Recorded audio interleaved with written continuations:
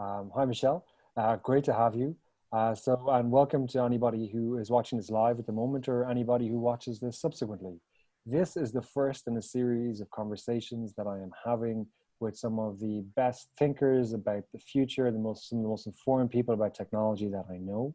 We'll begin this series and we'll continue it over the next year. And the reason for it is because I believe that we are at the precipice of a decade of extraordinary change, the type of change that we typically only see maybe once a century.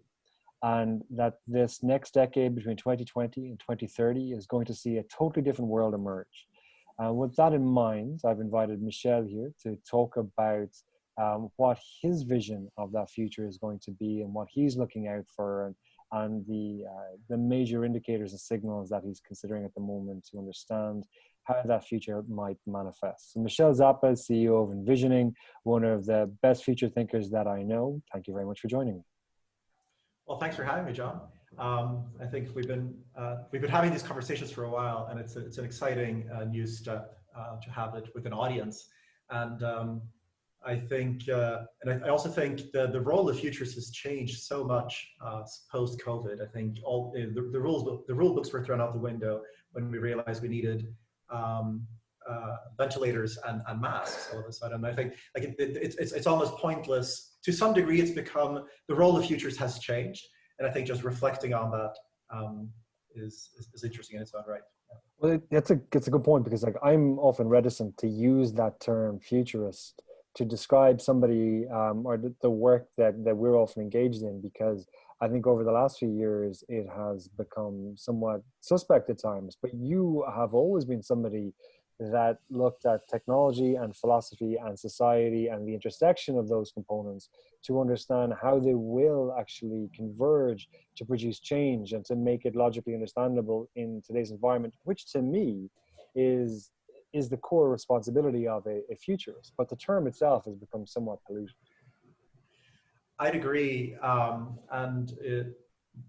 I mean, the reason I selected technology is because it is fairly predictable. It follows a series of rules or laws or observations that seem to that seem to validate over time. So betting, I mean, you can argue all you want that Moore's law might be might stop in the near future, as people have been doing for a while, but you'd be safer to bet that it won't. And same thing for other observations around technology. So, and having that certainty, I think, helps, because it feels as if we live with a lot of uncertainty and the world seems utterly unpredictable.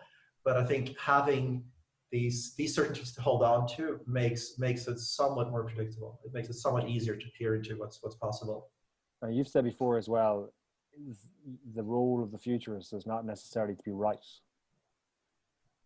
Yeah, I don't think that's very helpful. I think, I mean, you don't want to be wrong all the time. I think that shows your poor judgment or poor observation skills. But also, if you're right all the time, you're only stating the obvious and you're only emphasizing the status quo. I mean, anyone can. We're all futurists, and to some degree, we're always making predictions about what's to come. I think the difference between someone who wears the hat or the label of a futurist is they're willing to make predictions in public and sort of further out.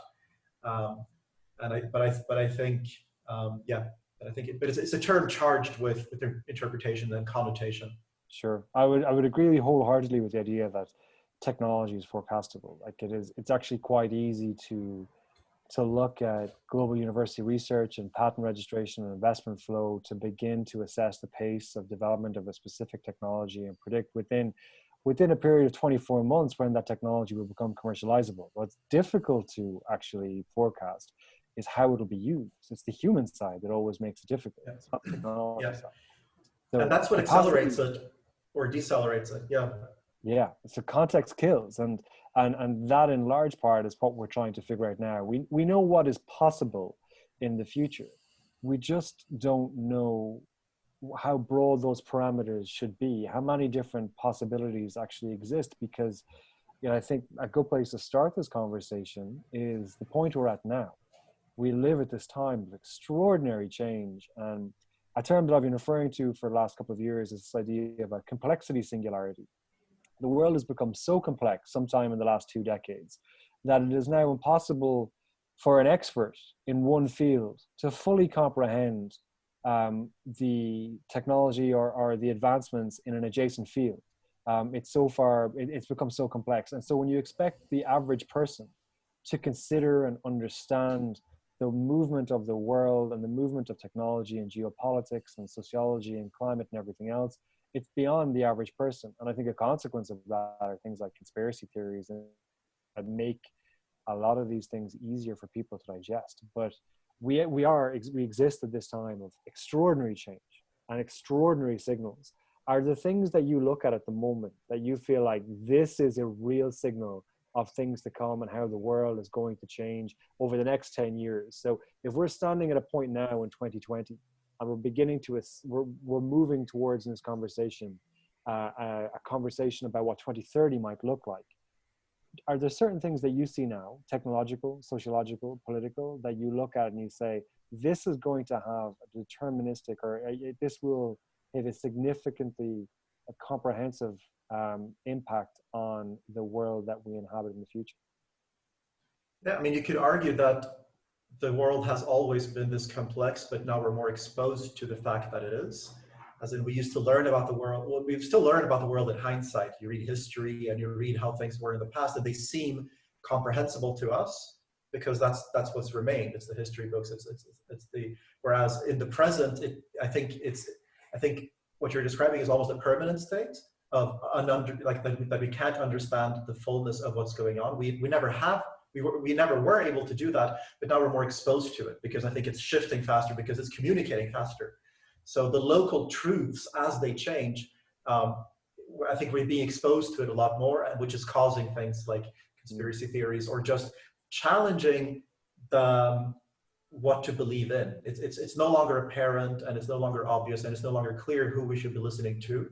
I think the internet accelerated that over the last 3 decades now, and giving everyone a voice has consequences. There's some wonderful aspects to it, but it's also challenging to not know who to listen to. Not saying that the previous model of broadcasting was correct, where it was clear who to listen to. You listen to TV1 or Channel 1 or Channel 2 when I grew up, and it was clear sort of what the agenda was. Whereas post internet and post social media, and post phones and post TikTok, like the more of these channels you have, the more unclear it becomes to listen to because it's given us all the power of broadcasting. But so I think that's how I would look at the present. I think it's that the lack of clarity stems from the explosion of these technologies that was to some degree unpredictable how much it would affect us. But I guess it was anticipated by many. I mean, what we're going through now, 2016 in particular, that was not. I mean, there were people who were not surprised when it happened, and because they had been looking at the effects of networks and technology from that particular lens. But I think that sort of moving into the future, it becomes less and less predictable for sure, because there are so many more signals. There's so many more. Everything affects everything else, and I think we're being exposed to that. National boundaries have a very different role in 2020 than they did in 2010 or 2000. Etc. And the way we define ourselves and the way we identify with the network, with people whom we've never met in person, and how that's become the norm. I think that has such profound effects that too makes it harder and harder to predict where we're going next. Yeah, I hadn't really appreciated the relativity point, actually, the fact that regardless of when you're born, you can only exist within your contemporary environment, and that what seems complex to us probably seemed equally complex to somebody born in the 14th century. But at the same time, I kind of feel like if somebody who was born, well, maybe the 14th century is a bad example because of the plague, but by and large, somebody born across a span of 5 centuries, life for a 20-year-old man or woman would have been almost identical across that period of time in a European context, for instance, yeah. which I think goes to the core of the point of we're moving very quickly forward now, to the extent that my life is materially different to that of my parents. And my father grew up at a time without electricity in his home. And that's substantially different to the environment, and also things like infant mortality and stuff. And quite clearly population. So my parents would have grown up in a world where population would have been significantly less than half of what it is now, and every single person contributes to this exponential growth of complexity and speed of change. And then we add device infrastructure into it, and it becomes even faster. But one other thing which you mentioned, which I think is really relevant, is that with every new advancement now, we've new ways of measuring it. So therefore, we've new ways of understanding it. And like you said, with 2016, forecasting it. Like I think with 2016 in particular, just looking at Twitter, you wouldn't have needed particularly sophisticated tools to understand that the risk of the two major geopolitical shifts that we saw were very likely. But with all this data now, we have maybe more ways of making it comprehensible. But then again, only for those who have access to those tools. So you have a new capital barrier that's actually put in place, which challenges the way the social contract has traditionally worked to some extent. But maybe we'll come back to that. So we kind of exist in the contemporary environment now. We're looking at this extraordinary world of geopolitical shift over the last 4 years, and likely to continue for at least the medium term until something calms everybody down again. Unfortunately, historically, that's usually been some form of conflict. It's the only way people have really learned, or massive economic success. And that right now is looking unlikely. If anything, it looks like we're on the precipice of the antithesis of that economic collapse is where we're positioned. One big one for me as well is population shift. So obviously we live in a world where population is still growing, but there's certain geographies, notably Japan and China, where population is set to decline at an extraordinary rate over the next 30 years. And also Europe to some degree. Europe to yes, but I think Europe at a slower rate. I mean, obviously with slower rate, yeah, it's not as staggering. Yeah, also with a higher level of infrastructural capability for migration into Europe as well. It is not easy to migrate to China to work. Like that is not an easy place to go to where you can just situate yourself, regardless of where you're from. But if China does indeed shrink from a population of allegedly 1.4 billion to the estimates of about 650 million over the next 3 decades as a consequence of the one-child policy, it has this enormous on the geopolitics of the region as well. And Japan too, a country that's likely to lose about 50 million in total population over the next 30 years. It ends up being one of those areas to me. We can look at all the technological aspects, we can look at behavior and sentiment, but ultimately things like climate, population, and positioning are the things, and urbanization and migration are the things that really shape how we live our lives. Yeah, I mean, I think Bruce Sterling has been alluding to an older and smaller population afraid of the sky for a while, because I think that's what we're moving towards. The mega trends point in that direction. Population that grows older, increasingly urban, increasingly worried about the climate, which is the underlying issue. That despite all politics, the climate will remain, regardless of who we elect in power. In all of these places with democratic challenges, that way. But I think that's the megatrend points in that direction. But your question, sorry, I think I interrupted you.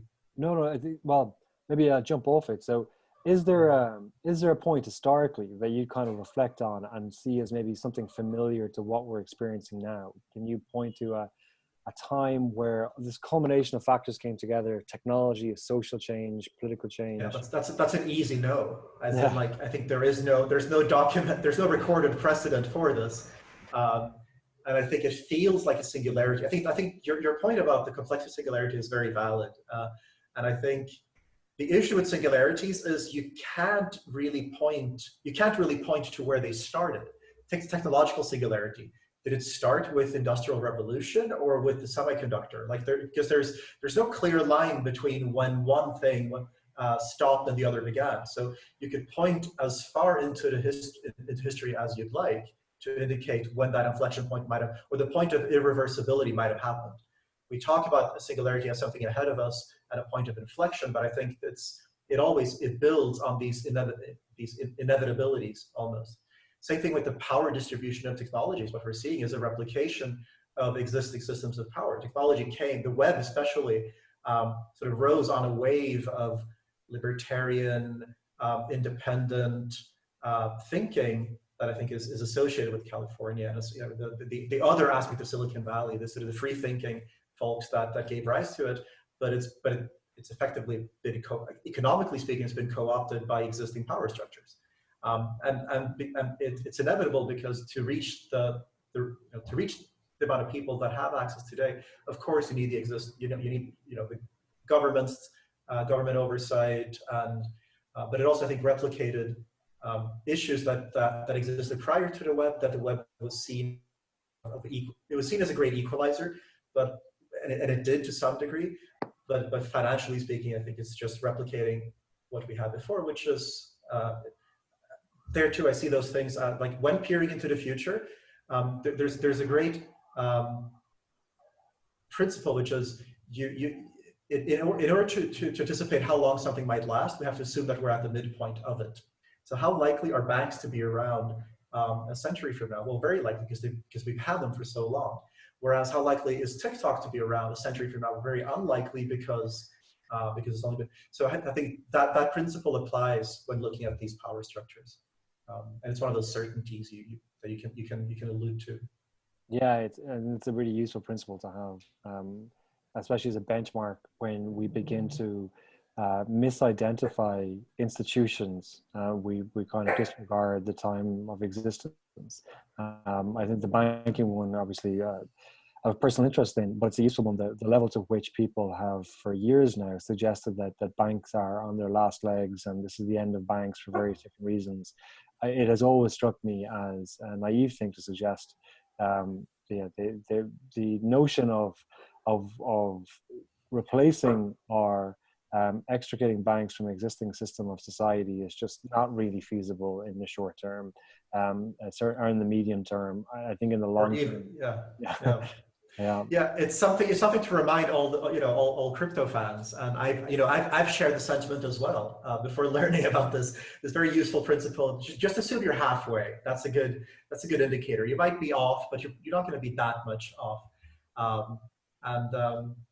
But yeah, I think it's a good reminder that things will probably keep looking mostly the same. But you have to identify where the more flexible spots are. But I think there's no precedent in history. I think there is no way to it's irreducible, this moment. We're experiencing it as it's happening, and I think it has a lot of positive externalities as well. Like what? Well, I mean, the upside to having access to any information is you're free to learn from anyone, and the challenge is discernment. It's like knowing who to listen to and what to listen to. But I think there are many truths that we can be exposed to, and I think the internet helps in that regard. Sort of learning from things that we're not, which what we call the mainstream. I think refers to any mode of thought, any philosophy, and the web has opened that up. It's led to things like conspiracy theories because it's so easy. I mean, the rabbit hole is there. It's right there. You have no reason to stop looking things up. Yeah. And I think we've all gone down that route and realized at some point, you stop and you reconsider what the likelihood of this that this is true. But I think the web opens that up. I think it opens up the possibility of many more modes of thought, and it normalizes it to dangerous degrees with conspiracy theories, but also with positive aspects, as in you can learn from anyone. You can learn anything from anyone. And you can also expose your thoughts to anyone. The construction of long tail communities is such an enormous impact on the world. That the idea that you could have 100 villages of 100 people, and you might have one outlier thinker in each village about a specific topic, maybe more predisposed to believing in what we see as contemporary conspiracy theories. But once you connect all those villages, now all of a sudden you have a village unto itself that's just distributed. And now where was one person amongst 100, now you've got a state where it has a real voice. It's got 100 people, and it's an equivalent to all of these other villages rather than being 1% of a voice. And I think that idea of a long tail community construct has had such an extraordinary impact, as well as kind of this idea of micro generations, because now the speed of change has accelerated so much that you see these significant behavior and sentimental or sentiment-based changes on people that are 4 years apart, but they use different devices, they use them differently, they use different social Different media. networks. Yeah. Yeah. Recently I saw there was a kind of a viral piece on Gen Zers talking about how much they despise millennials, and it was a fascinating kind of piece of social commentary to see, and just the gulf between a group of people that are only a few years apart. They absolutely have diverged in terms of philosophy and thinking and challenges, and I think that's a really curious thing to see. But the way the internet amplifies extremities as well, I'm not saying this in a bad way, but it's a curious thing to see that now you've got this infrastructure of community that you have to provide weight to philosophies and opinions that previously would have been disregarded. So whether that's flat earth or whatever it happens to be, chemtrails or yada yada, etc., etc., you've got a situation where all of a sudden there's enough people within this community construct that it requires weight to be given to it through the traditional means of media distribution and debate that we have, because we built Yeah. we built a debate and a conversation infrastructure in society to do two things, or built on It's the idea. it's hard to be fair and balanced with some Yeah, of these theories. Yeah. extremely difficult. And the idea of Mills's kind of free speech being a kind of an instrument of capitalism, that any opinion in a market of opinions, the best opinions will be bought and will rise to the top, and those are the longer really works when you've got access to many more markets for that opinion. So now the mainstream opinion begins not, it doesn't become canon. It actually is just established as a thing that all of the diverging opinions will challenge, and therefore eats away at the kind of the systemic nature of truth and trust that's inherent in it, which is really kind of problematic and maybe a good jumping off point for moving forward. So, okay, so if we're kind of looking, if we're saying that we've never seen a point in history that resembles the moment we're at now, in terms of the speed of the change and the complexity of the change. It's geopolitical, it's climate orientated, there's more people than ever before. Technology is accelerating at a pace that's unfamiliar to everybody. Economically, we're in this kind of unknown period. Economically, we've never seen anything remotely like this, and that's typically what bulls will say when justifying economic positions during a bubble.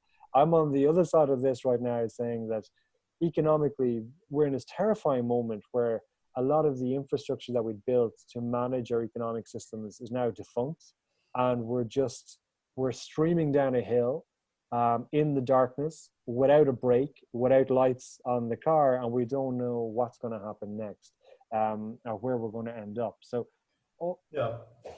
Go ahead. No, I was going to say, I think that's always been true. I think that's the thing is we just realize perhaps that the sled has been sort of out of control. It's more out of control than we thought. But I think the illusion of control is part of what's being shattered in what we're going through. And the expectation that systems can be managed, because you're always managing systems locally. That most take into consideration your allies or your opponents, but you're always managing. Like if you're a king and you're controlling your state from the top down, thinking you have control, but then things happen that are out of your control. And same thing for a company nowadays. I think, but that's never been true. We're so exposed to everything else and to everyone else that we can't even make the assumption that we know where we're going to end up. I think there's this kind of idea like of an average day theory, where you can expect on an average day that a certain thing is going to happen. And for a long time, certainly economically, that was the case. Your post-war economics, because of the social contract that was put in place across much of the Western world, was reasonably predictable. And there were black swan events that created triggers, that created collapses or shocks. But ultimately, a person could expect an average day. We're now at a point where there's no such thing as an average day anymore. We do, like, every single day offers surprises and shocks that are beyond the realms of our imagination. So, and idea that we've never really had control. But before, even at a macro level, we understood that in a developed economy, if we saw inflation, there was things that we could do with monetary policy or even fiscal policy that could that could limit that, or could restrict it, or could improve it, and could control it. And while it's controlled to the extent that you're trying to push it in a certain direction, hoping that it will go that direction, at least you know you're an active participant. So at least you know, it's like if you're careening down the hill in this car, you've got some tools at your disposal that may be able to shift your direction slightly or slow you down. We're now at a point where that's all of those elements of any sort of control that gave us the sense of increased levels of control have disappeared. And that kind of puts us in this fascinating point where, okay, so if we've identified that historically, we haven't seen anything like this before. Going through the change, fundamental shifts.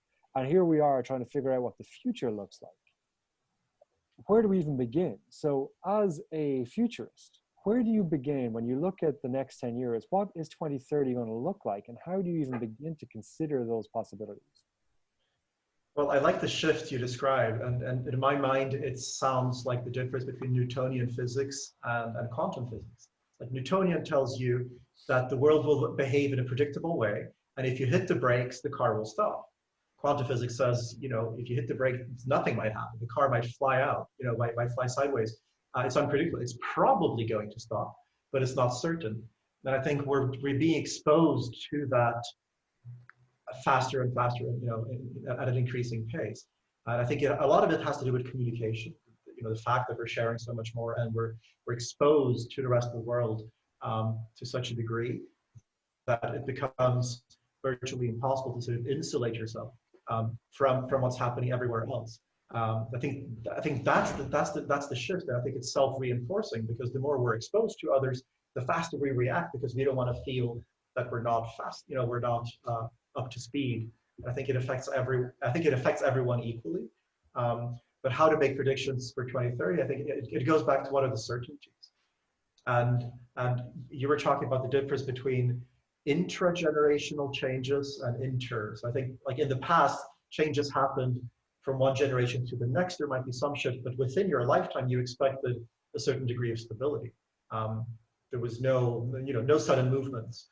Whereas now the shifts are happening within, you know, from a day to the next. And the average day perhaps has become non-average, as in, like, you're to expect a lot of craziness because that's the new average. Because I think you're more exposed to the rest of the world, we're more exposed to each other almost emotionally, the way social networks, you know, amplify the way we feel about things, and then amplify certain emotions more than others. It's easier to share outrage and pain than other things on certain social networks. But predicting, again, back to your question, what will the end of this decade look like? I think it's likely that we'll still have devices that we recognize as smartphones, but I think they're going to be more distributed. And then going back to the theme of today, I think the notion of a phone feels as if it's spreading out as it is, because we're talking to our headphones, we're talking to our watches, we're talking to our speakers, our televisions. Like, more and more things around us are listening, so to speak, and the intelligence of the phone is still what's sort of driving all of this. More of it is in the cloud, obviously. It's become more independent of the phone, but I think the phone's still, to some degree, it's still the core of it, or at least it's where most innovation is happening. Therefore, it's, you know, more changes happen around the phone because there's so much competition for that market. But I see, 10 years from now we'll still have it, but it becomes more optional. You can leave your house without it, and it won't make that much of a difference. Same way you can today if you have a watch with a SIM chip or an eSIM and headphones. You already feel quite. You're independent of the phone as it is if you have those devices, and I think that's going to become more and more normal. So do you see? So the mobile phone began as a device that allowed us to speak to one another. And then it kind of evolved into a device that allowed us to on the go. On the go, yeah, and then communicate via text predominantly, so either email or text form. And then we added new features to it, which allowed us to consume content and interact with platforms. So now we find ourselves at this. It's an entertainment unit, effectively, or an attention unit that we spent a lot of our time on. So obviously there was this enormous need there that we were probably unaware of in decades past, that people craved in those in-between moments where you were moving from A to B, or you were static without any other form of stimulus, that we were craving some form of stimulus. And now the ability to optimize the utility we derive from that stimulus has been handed to us. But how do we now, would you expect that feature to evolve in a linear trajectory, or do you expect new features being added to the device, the central device that we bring with us, to allow it to evolve into another stage that evolves beyond content? Because we don't make many phone calls anymore. That's a small element of what the phone is used for. What's the next big? I think the phone, I think what makes a smartphone different from any other technology is that it retains all of those previous features. It's the first ubiquitous sort of multi-purpose technology. Most technologies that succeed do one thing really well. A special purpose computer that to play video games on is a console. And they sell much better than computers because they're special purpose and they're focused on one thing. A phone, and that's true for most technologies. Most technologies will find their niche or their focus or their purpose and double down on that, and that's how they grow. The smartphone is different because it has so many complementary uses. It's not even features. It's like it becomes a camera. It becomes a television screen. It becomes anything you want it to. I think that makes it distinct. The underlying intelligence I would separate from the device itself. So I see the device. I don't see it sort of polarizing in the sense that in the future everyone will use it as an entertainment device exclusively, because I think it reaches a certain point, a certain threshold, and then it might go back. I do see it happening now, of course, faster, shorter, more immediate, immersive experiences. TikTok, I keep going back to because it's a good example of something that took many people by surprise and happened, really quickly, with all of its associated issues. And but I think it's a good example of faster, shorter, more immediate type of entertainment. But I think at the end of the day, the phone it's gonna keep those characteristics and add more. Do you think it will lead innovation, or will it be innovation led? And by that I mean, a lot of what we've seen in terms of consumer-based companies and technology over the last 10 years has been led by the smartphone. The smartphone exists, and therefore companies have created new things to reach people through the phone. Do you think, though, moving forward, that the phone will begin to respond to the innovations that are occurring outside of it, or will it continue to be the platform that leads external or adjacent innovation? I agree that it's been a sort of a fulcrum or an inflection, a point of concentration where it seems like all attention, software, hardware, miniaturization, radio networks, everything's been moving in the direction of making phones smarter, cheaper, more ubiquitous. So there's been, and that push is unlikely to go away. So the companies working in this space, I think they'll keep adapting, because that's also what's happened is Apple's effectively eaten all the profits in the smartphone market. So you do have platform competition, but not really, because all the money is on one side of the equation, and most devices are on the other. So there's this disconnect, which I think adds a very particular dynamic to it, because you can't really speak about smartphones in general. You can talk about what Apple's strategy is, what Android seems to be doing, if Google will keep interested in Android in the long run, or what's going to happen in that space, because that's also fracturing. So I think you have to get specific quickly. But I see that the role of the phones, the roles of the phone will keep multiplying. Okay, so if the roles keep on multiplying and it becomes more distributed, does the phone become a notional object? Do we end up with a situation where we're using bio-augments and implants that are all connected through cloud infrastructure? How does public IoT infrastructure interact with this as well? What do you think the phone actually looks like? Does it still look like something you hold in your hand? Or is that just a notional concept that, maybe there is a screen unit to allow us to consume technology through sight, but actually maybe a lot of the content that we consume is through a different medium? Break down the Android vision from what I think Apple is doing. And what they seem to be doing is unifying their platforms in a way that makes that question irrelevant. As in, the phone might go away, it might remain here, but what you have access to is always there.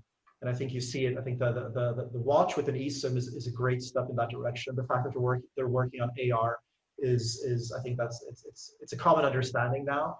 It's a matter of when they release the glasses and start normalizing that behavior of having augmented augmented vision. I think that's a matter of time. So, and I think what they're doing on the operating system front and bringing even the Macs to their own silicon is such it's a validation of that theory that it doesn't matter what device you're on, you're always having access to the same things, their applications or data or whatever you call it. And I don't want to single out Apple, but I think they're very different from an advertising-led model that is Google, that has been trying to diversify for 2 decades now and hasn't really succeeded, with some very particular exceptions like YouTube and Waymo. But generally speaking, they're still an ad company.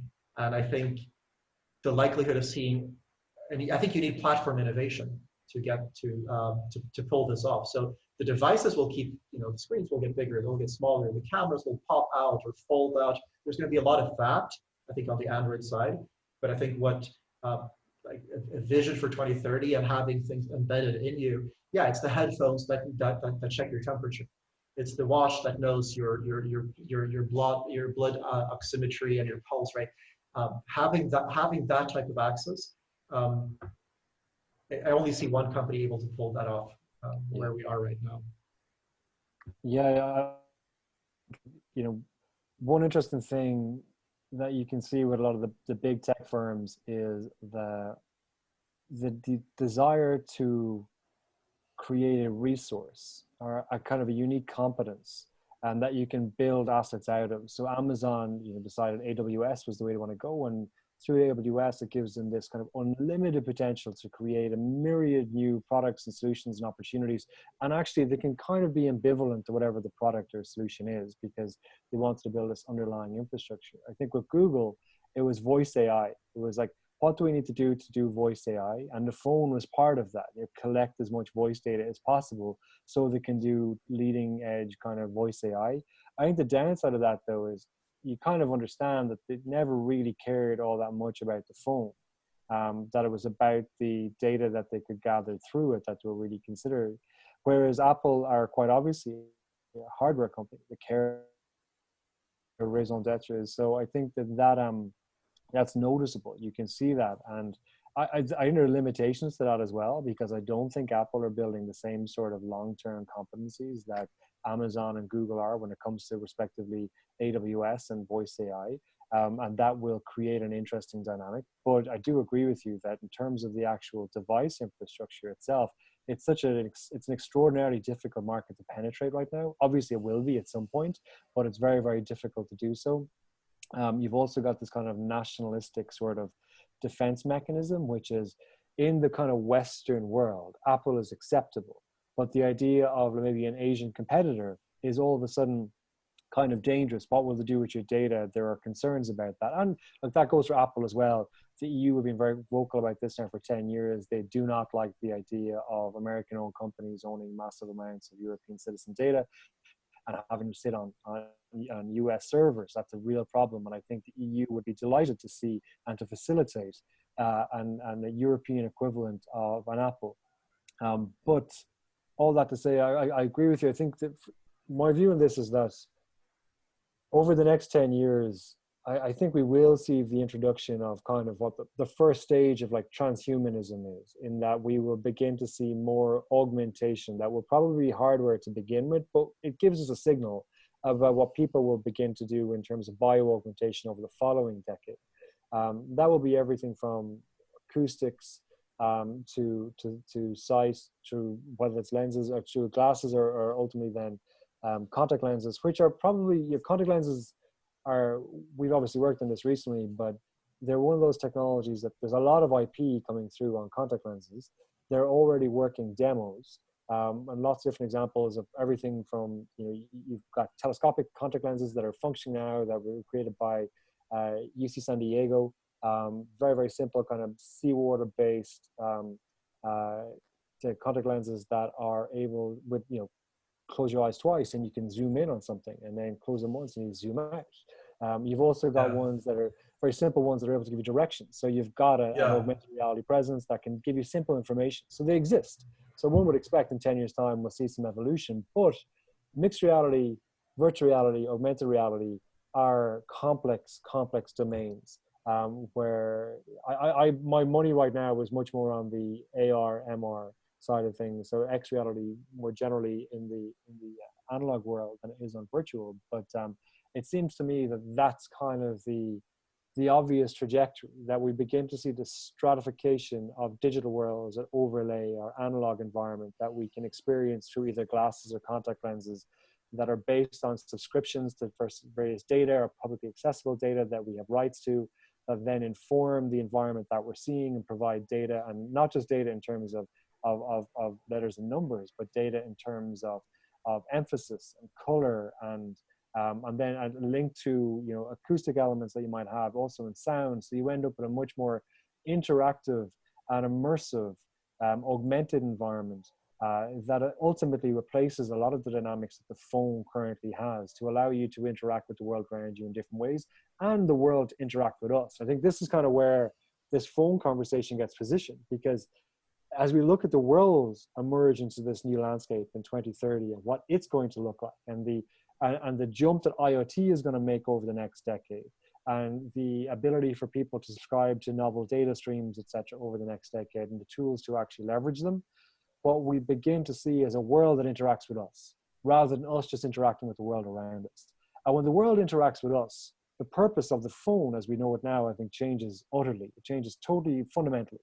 That to a degree, the idea that we look at our phone for stimulus may in part be replaced by the fact that the stimulus is coming from the buildings and the windows and the vehicles and screens around us to a degree. So it might actually be a change that we see people's vision shift up a layer again, which could be a fascinating thing to see. And the phone itself then becomes a kind of an operations box to coordinate a lot of your subscriptions, your data, your security infrastructure, API access from third parties or whatever else, that you use it and then a kind of as a last resort sort of stimulus package, a stimulus box for driven content, for TV or whatever. I think that was the vision for Google Glass. I mean, as misguided as it was, what their intention was exactly what you said about lifting the gates, because they too had been noticing people sort of diving into smartphones and realizing that you need an interface that is higher up.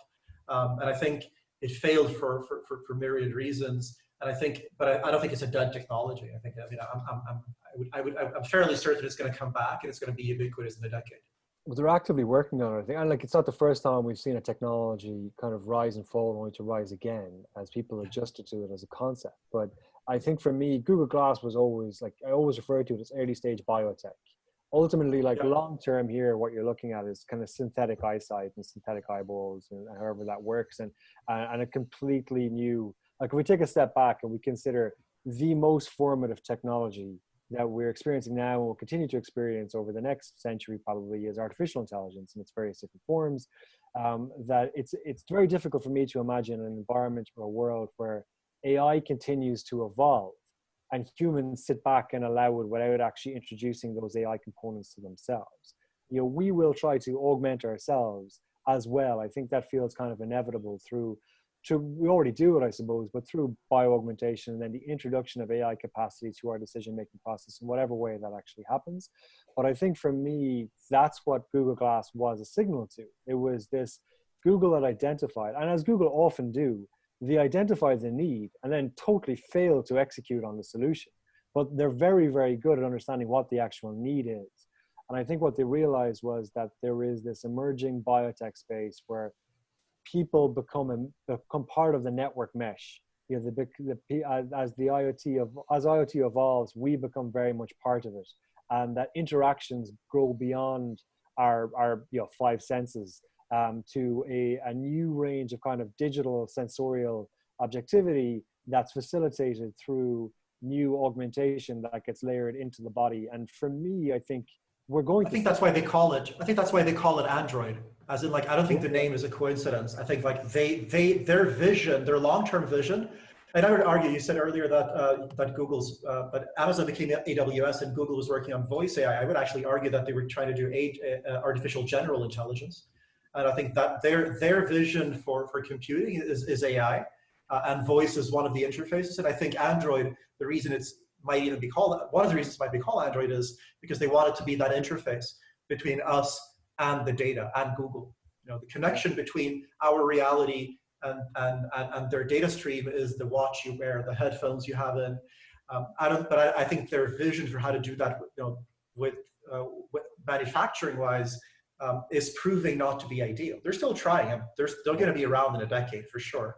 But I think it seems as if the companies are moving in different directions, which of course they have both been very fast in adopting each other's innovation, which I think is a sign of a healthy ecosystem. But I also think that AI is nowhere near, has nowhere near the ability. And so the roadmap for AI, from my perspective, the route that we're going down for AI now with machine learning and reinforcement learning doesn't seem to be how you end up with artificial general intelligence. You end up with some very, very high level magic seeming abilities, but it's reinforcement, right? It's reinforcement learning. It's decision augmentation. Decision augmentation is a good frame, yeah. I think it might be that we need quantum to pull off artificial general intelligence. I mean, quantum is still a black box in terms of what you can do with it once we pull that off. And I think like it's highly speculative because quantum is a black box and because AI is another black box, because we're talking about consciousness and we have no idea how consciousness even works for us, let alone how to generalize it and simulate it. But I think, well, it's an interesting field to be in, that's for sure. No dull days. Yeah, I like the way you framed that. It's got me thinking. But yeah, I think the idea that that Google, like, you know, I think the one thing people often mistake when they kind of envisage the future, because it's typically dumbed down when we create these caricatures of what the future might look like, and retrofuturism is full of these. I think it's difficult to give a fully fleshed out world, but it's hard to explain that it goes way beyond the idea of having just a digital assistant that whispers in your ear while you've seen hardware upgrades in the world around you. Well, for me, I think the thing to keep in mind is that when we look at the human side of this, we're all motivated by this idea of kind of creating a world of our own design. We get up in mind, it's the back of our head, we're motivated by this idea that today we're going to do everything we can to reduce the friction that we encounter to create a world of our own design, knowing that it's unachievable. But with the help of this technology, it kind of pushes us closer and closer and closer to, you know, the ability to change aspects of our world. And I think what that's likely to look like is people begin to totally shift the perspective of the world that they exist within. And what I mean by that is, once you change the layer of vision that people see through, the frame, and that's editable, all of a sudden the world can be whatever anybody wants it to be. You can mute vision, you can add in features, you can create, one person will look up at the sky and they'll see dragons flying around because that's what they want to see. We begin to see things like NFTs allow for the construction of virtual assets that are unique and distinctive and can interact with each other. And all of a sudden, you begin to see, you know, a kind of appearing, a stratification of different layers. And that is a point at which I think is achievable within the next 10 years, but it totally then changes the orientation and nature and use of the phone. Because if it's simple stimulation that people are looking for, and they're able to look at a world around them and tune into any of these, you know, whatever like if it's, imagine a Pokemon Go player, I think is a simple example of what the evolution of Pokemon Go is. This exists all around them when they're walking around. It changes the nature of the device when your vision shifts up, like you said, Google. I think so. Yeah, I mean, my view is that Google are really onto something in terms of where people will begin to move or shift into that kind of transhumanism space and begin to look at bioaugmentation more seriously. It's likely to really begin to occur in earnest over the next decade and kind of lay a foundation for the following decade. But it feels like by 2030, it will feel far more normal for people to have significant augmentation either through device or through implants. I think we might have some questions Yep. on YouTube. So we do, what do you think of, so there's a question which I don't understand. Let me think, it's what do you think of the digital study? Do you think it's better than offline study? Study. S-T-U-D-Y. Yeah. Oh, maybe I think it might be about education. So it's a good place to actually move this now. Given that we exist within this COVID environment, it might mean, what do we think of the idea of you've mentioned learning on YouTube already. So yeah, I think we're always learning. I think something that shifted, something that I can identify with as having sort of grown up online is to me, school was never about learning. School was like, okay, here's some basics that I need to understand, but actually I gathered either from firsthand experience or learning from whatever was available online. So I sort of grew up on the early web in that regard. And everything practical that I learned how to do, I figured out that way. And I think you can generalize that. You can generalize it to the point where YouTube is probably the largest educator in the world today, or education platform in the world. And then you have, and I think everyone who's broadcasting, it's what we're doing now. We're teaching, right? We're teaching whatever we know about these ideas of the future phone or futurism in general, future studies. But at the end of the day, I think we're spending a lot more time learning from each other and teaching each other. And I see an increasing number of companies just moving into that space, like repositioning themselves as an educational institution because they're realizing what they have is very valuable. We are no exception to that. I noticed that Harvard have announced that at least for I think it's for the entire year, but maybe at least for the first semester, all classes will be remote. So for all of those people paying 50 grand in tuition fees to go to Harvard, they're going to have a digital experience, which fundamentally undermines the idea of university. But I'm an advocate for formal schooling as well, because I think that one of the important things is that it's important societally that we all have a systemic grounding in something common, because it improves communication. If we don't understand each other, then all communication breaks down. So what we're really talking about when we talk about digital education is adding nuance to perspective. And the greater, the greater the range of the nuance, the more informed the society is. But I think it needs to be built on a foundation. So we teach everyone fundamentals like mathematics and how to speak and how to communicate to each other, and about history and about geography, because these are so history is obviously more subjective, but a lot of these things are the foundation, and even your philosophy, and helping people learn how to think. And once you've done that to a certain standard, and obviously currently schools don't really do that sufficiently, but in concept, once you've done that to a certain standard, then it allows the individual to pursue nuance and specificity on their own right. And that can be hugely powerful when it comes to the ability to express themselves, because what we get is far more unique perspectives in the world than we would traditionally have had. That we don't have robots regurgitating the exact same rhetoric and the exact same understanding. Instead, we have lots of people with unique points of view, and that can only be a positive thing. But for me, it's a hybrid. It has to be a symbiosis of both of them. It can't. I don't think that digital learning or autonomous self-led learning will ever totally replace structured, formal, state-introduced learning. I think balancing them is the challenge, really. Because I think much can be said about self-directed learning, and all your arguments are valid about us needing sort of a common baseline. I grew up in a very strong public school society and system in Sweden, and I can vouch for the importance of having that in building sound and rational society. But I also think that self-directed learning is inevitable, and it's an increasingly frequent part of how we do anything. And I think learning how to balance that, or even gauging whether you're on the same ground, figuratively speaking, learning how to gauge that, I think, is an important matter, because because we can't close the door to self-directed learning. It's always going to be there. And we can't algorithmically eliminate fringe theories. They're always going to be there as well. So how do you balance that? I think to me, that's the challenge. Yeah, that's a good conversation to come back to as well. How do you navigate or mitigate some of the negative externalities of advancement, especially when it's at a pace that's difficult to consider, legislatively and everything else. So I think maybe for another time, but we haven't got much time left now. So just a quick recap: we've kind of identified that we're at a unique time in human history. We have looked forward at the future of the phone and identified that the phone itself will become more decentralized in terms of its usage, and that the world around us will interact with us more than it does now, and that will change the nature of the usage, and that we may see devices that shift our gaze up again.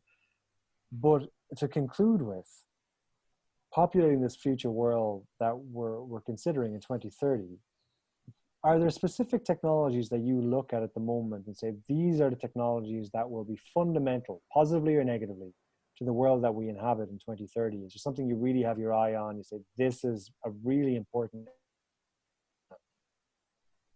I would go back to the bioaugmentation that you've been citing. I think that's a growth area that will look very different, I hope, in a decade. And I think it's going to be even before. I mean, I would define knowing more about your body as one form of augmentation. And I would say a decade from now, I think we're still in the phase where you have extremely unobtrusive ways of knowing what's going on in your body. I think the Fitbit is the counterexample to what I mean. The Fitbit is fun, but it's dumb and it's clunky. I mean, at least they were years ago. It's gotten better, but I think it's a good counterexample, because that's not what I mean. I think what I mean Today's episode brought to you by Fitbit. Well, they're Google now, so I don't care. And for a reason, I mean, because they couldn't really pull off that the benefit of having that, because you wear one for a while and you realize I actually know what it's going to tell you. By the end of the day, like after a few days wearing it, you know what it's going to tell you. It's like it sort of grows dumb after very quickly. But the general point is, I think augmentation will take the form of knowing more about your body in the shape of unobtrusive devices. So it's the things you're already wearing. Like if my phone that I have in my pocket for X amount of X hours a day, if it could tell me a few more things about my body, then I would go for that. The watch and the headphones are more obvious because they're sitting against your skin. I think they will be the first step towards bioaugmentation, much more so than saying like a decade from now I'm going to have zoom in vision. I think that's unlikely. But I think my glasses will be pretty damn smart a decade from now. Yeah, I tend to agree. I think so I was going to mention a different one, but on the bioaugmentation stuff, I think the long-term view of bioaugmentation is a function of people's desire to express their individuality, and I think that when we understand and we look back historically, and nobody can be good if you're not always considering the past and researching the past. But what you see for time immemorial is that people have found new ways to express their individuality.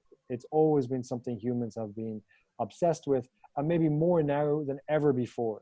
People trying to become increasingly self-aware, understand who they are, understand their differences and their nuances, and find new ways to express that. And a lot of it has happened in the last couple of decades. It's very recent.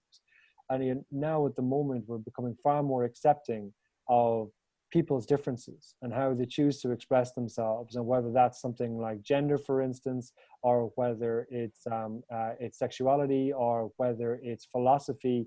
We're kind of entering a space where we're becoming more accepting of people's uniqueness. And I think where that continues to is bioaugmentation, where people begin, and we've seen lots of other signals of this in terms of digital communities and stuff as well, and affinities, and that we begin to see people look at editing mechanisms and affiliations based on implants and other forms of bioaugmentation, which is going to be really fascinating in the longer term. But I think, like with Google and Amazon, that's going to steer a lot of the innovation that we see. That's the way it's going to lead us.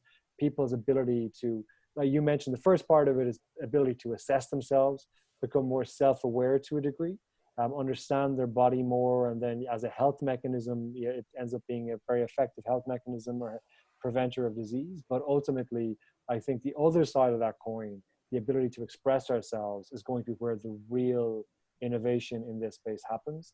The one that I've really been looking at, and I'm really kind of fascinated by, is materials. So material science and advancements in materials. I think at the moment, over the next 10 years, we're going to see a significant advancement in materials. A lot of it driven by the need for solutions to climate and pollution, that we're going to see significant advancements in material science. And that's going to be fascinating and change the way the world works around us. At the very, in the longer term, push out past 10 years, the nature of the infrastructure that we experience will be different because of advancements in material science. And well, this has always been the case. New materials change the world fundamentally. People learn to harness wood and then ceramics and then iron and bronze and steel and aluminum and et cetera, over and over again. Concrete, like material science changes the world in such a fundamental way. We've been talking about graphene for a long time now, but that's just the gateway drug, I think, in terms of material science, to a whole range of new materials that are being developed, which I think will totally change the way because obviously it comprehensively reorientates and restructures the way we interact with devices, like the same way, very, very semiconductors and have done before. So I think that's the area for me that I think will have the most comprehensive impact over the next couple of decades, but in particular the next decade. Yeah, I think the sky's the limit with materials, and I think a lot has to do with how you manufacture it and how affordably you can make it, because most cutting edge materials already exist, but they're too expensive to produce at scale. So it has a lot to do with manufacturing. It has a lot to do with what the label industry 4.0 covers. How you automate and make things at scale is usually the underlying challenge. I agree with your point about identity. In the back of my mind, I kept thinking hair dye as a low technology that changed the personality of a generation. I mean, we've always been experimenting with ways of dyeing hair, but I think artificial hair dye, I've never looked into it, but it's one of those things that it's a technology that changed our ability to identify or to expose our identity in a visual way. Think about all the tropes that we have traditionally about blondes or brunettes or redheads or whatever it is. We've got these kind of caricatures of people with different hair color, and the ability to be able to jump identity through changing your hair color from one to another that's a really elegant example of that, the underlying desire for people to be able to express themselves differently at different points in time. Like humans all want to be chameleons without the required characteristics to do so. We want to be able to express ourselves differently based on the circumstances we find ourselves in. Unfortunately, we can't typically do that. But for a lot of people, the ability to change shape in various different ways is super attractive. Yeah, I think it's also very telling as to how we categorize people, because we do it instinctively. I mean, we're always categorizing, grouping. The moment you walk past someone on the street, you assess whether they're a danger to you or not. We're always doing that, and intelligence, attractivity, and charisma, all of these characteristics that are inherently associated to the way we look.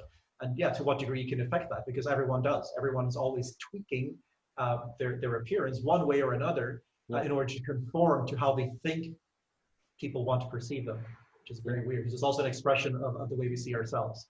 But I think technology plays a significant role in that, and I don't see a lot of research into technologies for identity, in particular for expressing your identity, but even gender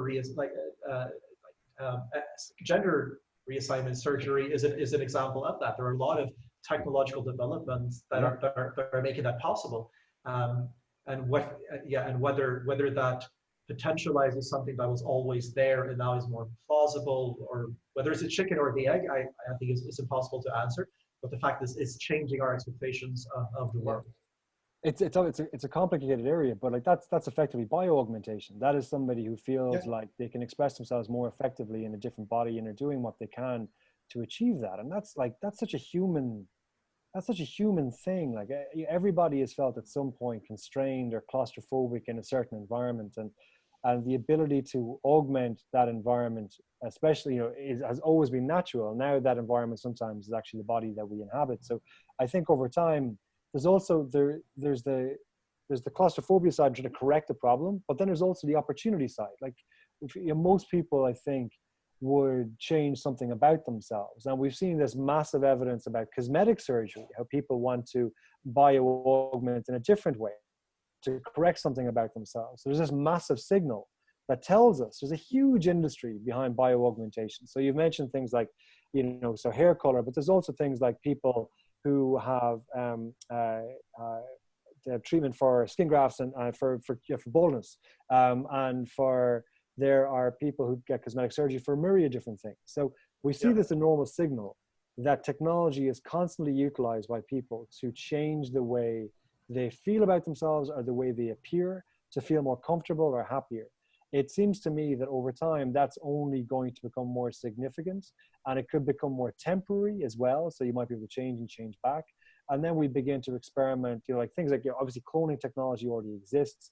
I saw a story this morning about scientists who are trying to clone a 16,000-year-old horse, and try and kind of introduce this new stock. And like, that is a whole, obviously there's ethics involved in that needs to be discussed. Change the nature of who we are as humanity is this fascinating concept, which will likely not come to fruition in the next decade.